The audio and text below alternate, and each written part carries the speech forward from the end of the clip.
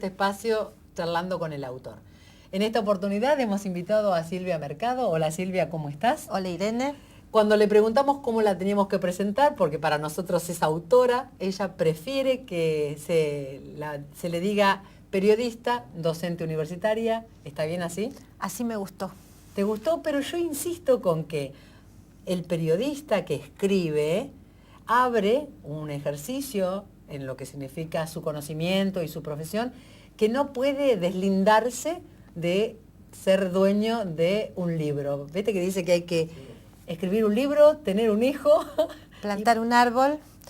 Y tenés razón, efectivamente es cierto, porque la verdad que la práctica de escribir un libro, así sea un libro de investigación periodística, así sea un libro de reportajes periodísticos, es totalmente distinto al oficio de periodista, porque el oficio de periodista tiene una particularidad, que es lo que a veces es muy difícil de entender para las fuentes, y es que es todos los días, o normalmente los periodistas gráficos, como mi caso, escriben todos los días.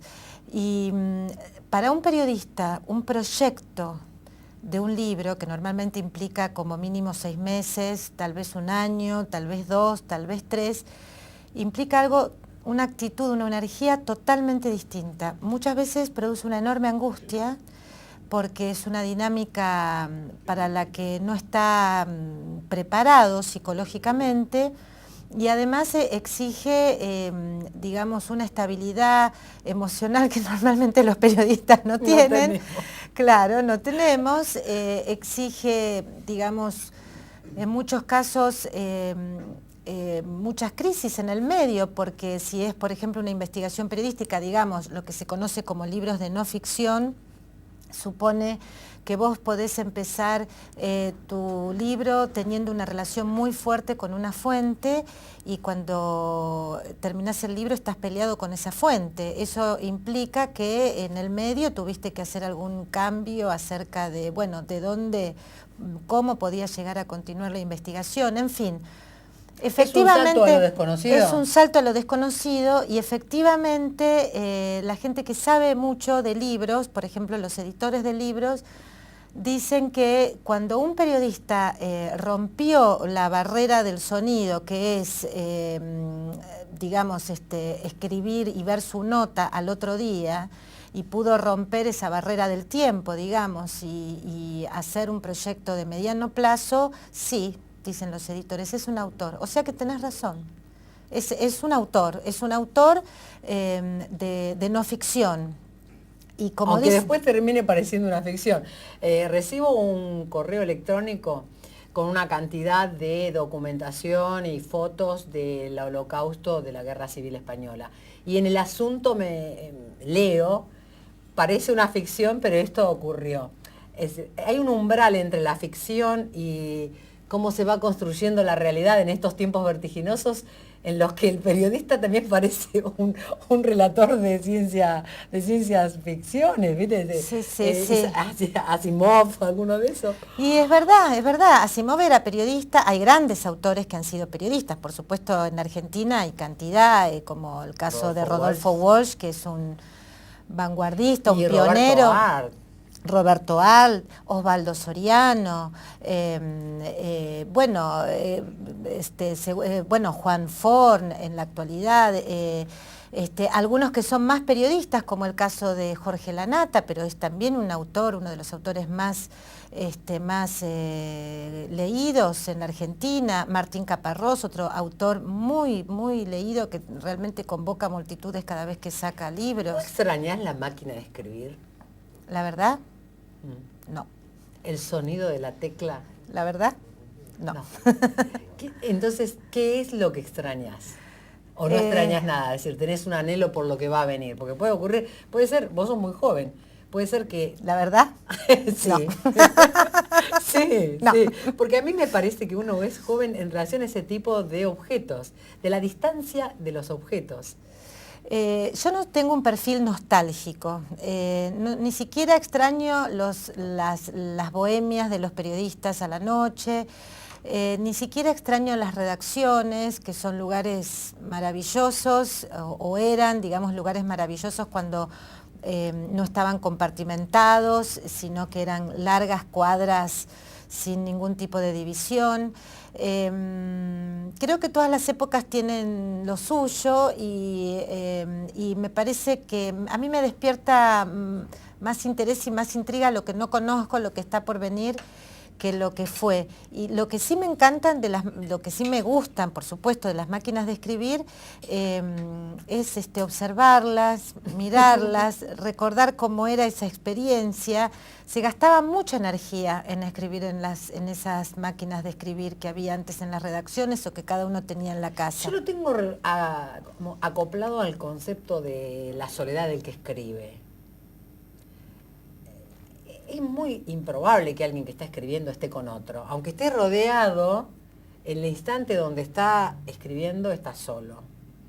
Y el eco, ese ruido, es casi áspero de la tecla que a veces estaba poco aceitada o eventualmente la máquina no era de las mejorcitas o tenía algunas dificultades con la cinta, era una compañía animada como el elemento, la herramienta, la música, que hacía que esa soledad tuviera algún tipo de acople para poder dar el paso siguiente porque viste que dice que la crisis del autor frente a la hoja en blanco también es una metáfora ya, que hoy, ¿cuál es la hoja en blanco? ¿Sería la pantalla? Y sí, es la crisis son las mismas, digamos, uno estructuralmente más o menos como ser humano, quiero decir, por ahí no individualmente, pero digamos la humanidad estructuralmente sigue siendo la misma y la angustia frente a la página en blanco sigue siendo la misma angustia. Lo que me parece tremendamente interesante de lo que decís es que ese instante, ese momento en el que uno escribe, está solo, aunque esté rodeado de gente. Tal vez lo que más diferencia a los periodistas de los autores es que los periodistas pueden escribir rodeados de gente sin que les moleste. En cambio los autores, lo tradicional, digamos el personaje autor, el escritor el personaje tradicional. Del que está solo, que no lo puede, que tiene que estar en contacto. Bueno, tuve la oportunidad de conocer dónde escribía Neruda, por ejemplo. Me sorprendió, creo que uno es muy inspirado si mira el mar, las caracolas, un entorno totalmente acuático que da justamente en el balcón donde uno está escribiendo. No era ningún sonso, Pablo Neruda, decís vos. Es como las plumas, las lapiceras, ¿ves? Es decir, hay escritores que tienen una proclividad por un tipo de lapicera. Y cuando uno va viendo que la letra de uno, tu letra, por ejemplo, no se parece a la de otros amigos y lo que escribís claro, le das como un matiz a tu personalidad. Sí, lo que, digamos, evidentemente está también las manías, ¿no?, acerca de el lugar donde se escribe. Y hay o manías o más seguridad. Hay lugares que te producen más seguridad y hay lugares que te producen más inseguridad o no podés escribir directamente. Seguramente hay autores que tienen una capacidad magnífica para escribir en bares o en hojitas, no importa si escriben con una pluma, con la otra, con la de más allá, si escriben en computadora, en Olivetti, claro, son sobreadaptados, gente que puede todo. Y hay algunos que no. Hay algunos que tienen manía, solo escriben a determinadas horas y con esa vista particular que tiene desde su ventana y rodeados de determinada música o incluso debe haber, ¿por qué no?, autores que solo escriban con su Olivetti o con digamos, con una vieja máquina de escribir. Hay. Nosotros estamos esta vez conversando con Silvia Mercado, que es periodista, autora de algunos libros y está en construcción uno que es muy importante para ella hoy. Ya volvemos.